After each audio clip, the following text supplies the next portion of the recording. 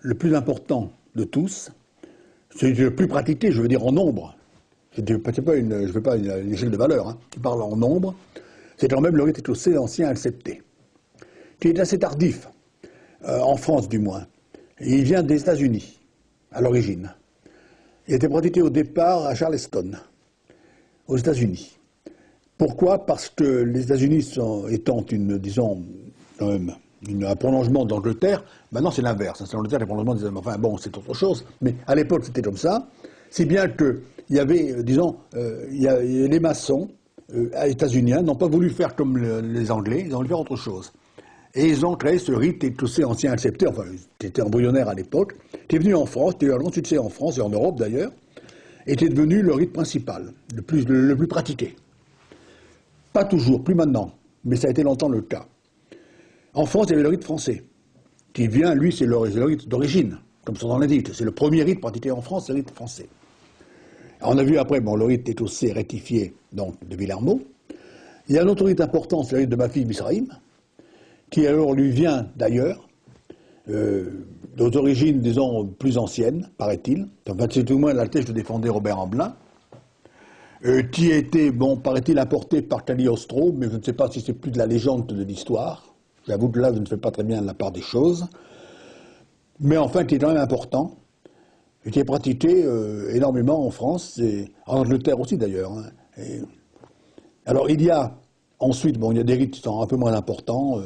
Alors, il y a le rite d'émulation, qui est un rite vraiment anglais, qui est l'union en 1813 de deux rites anglais, les anciens et les modernes, qui en avaient assez de se quereller sans arrêt, de se dire, moi c'est moi le meilleur, c'est moi le plus beau, etc. Bon, ils en ont eu marre, ils ont dit, on va essayer de s'unir. Alors ils sont réunis dans une loge qui s'appelle l'émulation, et ils ont créé ce rite, qui a pris le nom de rite émulation, qui est pratiqué en Angleterre, en France, surtout en Angleterre, hein, c'est le rite principal, en France, et également dans certains pays d'Europe.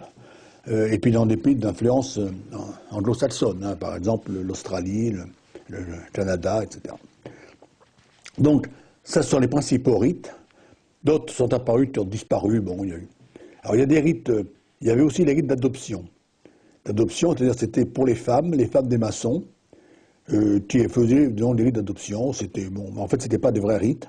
C'était des rites de substitution, c'était pas, disons, très important.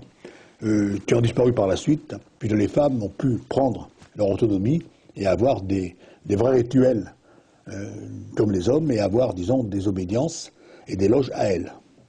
C'est le cas de la Grande Loge féminine de France, par exemple, qui fonctionne depuis 1960 environ. Alors, et après, bon, les obédiences. Alors, pourquoi des obédiences? Parce que il ne peut pas y avoir une obédience unique, et il ne sera pas souhaitable d'ailleurs qu'il y ait un rite unique, une obédience unique. Hein.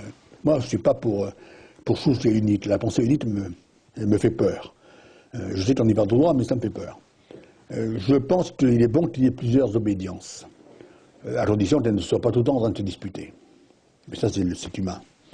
Donc la plus importante en France, enfin celle qui se dit la plus importante, c'est le Grand Orient de France. Le Grand Orient de France. C'est la principale. Quand on parle dans les journaux de la France, on parle du Grand Orient de France. Après, il y a la Grande Loge de France.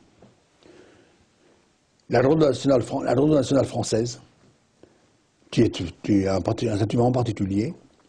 Il y a les grandes loges, alors bien Philippe Zahim, là il y a une multitude d'obédiences. Et puis il y a la Grande Loge traditionnelle symbolique opéra, qui est une scission de la GLNF, dont le siège était à Neuilly et maintenant est en 17e rue Pisan. Il y a également d'autres obédiences moins importantes. Alors, une qui est à noter, mais elle est très particulière, car c'est la première qui a accepté des femmes on peut dire, disons, à plein titre. C'est le droit humain, qui a été fondé en 1893, si je ne me trompe pas, par Maria de Rème et par le docteur Martin. Maria de Rème d'ailleurs est morte peu après, mais c'est la première fois qu'une femme avait vraiment les droits complets en maçonnerie. Les droits complets. C'est pas une adoption, c'était pas, disons, un ouvroir pour les femmes, hein, pour qu'elles soient tranquilles pendant qu'on faisait autre chose. Hein. Alors c'était vraiment le droit humain, et après il y a eu des tas de scissions, bien sûr, il y a eu plein. Comme toujours, d'ailleurs, de toute façon, René Lilly, qui était, disons, un grand chercheur en maçonnerie, qui a découvert beaucoup de choses, c'est lui qui a vraiment redécouvert les rites écossais rectifiés, dans les années 60, il disait que la franc-maçonnerie se reproduit par scissiparité. Parce qu'effectivement, c'est en passant son temps à faire des scissions et à se regrouper ensuite. Il faut bien s'amuser, il faut tuer le temps est long. Voilà. Donc les principales obédiences les plus pratiquées en France, c'est celle-là. Alors quelle est la place de rectifier dans tout cela? Le rectifier, d'abord, il est pratiqué en France, son pays de naissance, son pays natal. Il est pratiqué en Belgique, principalement en Belgique francophone. Il est pratiqué en Espagne, quelques loges. Elle est pratiquée également au Portugal. Il est pratiqué en Italie. Il y a pas mal de loges rectifiées en Italie. Pourquoi? Parce d'une grosse influence du martinisme et des lituanes en Italie. En Angleterre, pas de question. Dans les pays anglo-saxons, pas de question. Il y a une demande. Ce qui me gêne, ce sont les gens qui pensent que la franc-maçonnerie, et même les maçons, les profanes, ils pensent ce qu'ils veulent, mais les maçons, qui voient dans la franc-maçonnerie un club, évidemment un club.